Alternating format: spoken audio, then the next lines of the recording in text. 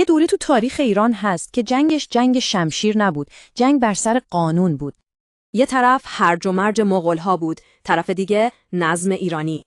بعد از حمله مغول‌ها ایران با یه سیستمی اداره میشد به اسم یاسا. نتیجهش چی بود؟ آشوب محض. مالیات‌های ناعادلانه با غارت جامعه رو از هم پاشونده بود.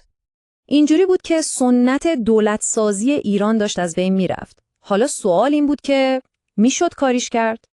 اینجا بود که یه رهبر جدید با یه نگاه متفاوت از راه رسید، اوزون حسن.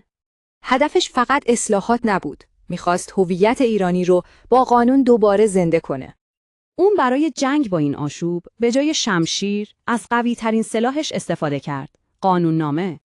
این قانوننامه ها روی 4 ستون اصلی بنا شده بودن تا یه نظم جدید و پایدار بسازن. اول از همه اون مالیات‌های غیردینی و ناعادلانه مغول‌ها رو حذف کرد، یعنی زد به قلب بی‌عدالتی. دوم، مالیات زمین رو استاندارد کرد تا کشاورزها و تولید کننده ها تکلیف خودشون رو بدونن. سوم اینکه قانون گذاشت که مصادره بی‌حساب و کتاب اموال و سوء استفاده مقامات ممنوع بشه. و در نهایت همین کارها یه سیستم اداری و اجتماعی قابل پیشبینی ساخت و به اون هرج و مرج پایان داد. ببینید تفاوت این دوتا سیستم چقدر زیاده. جنگ واقعی سر همین چیزا بود. این جنگ ایده ها بود. جنگ مدیریت بود. یه جورایی جنگ برای خود تمدن بود. اصلاحات اوزون حسن در واقع سنگ بنای دولتسازی تو ایران برای نسل‌های بعد شد.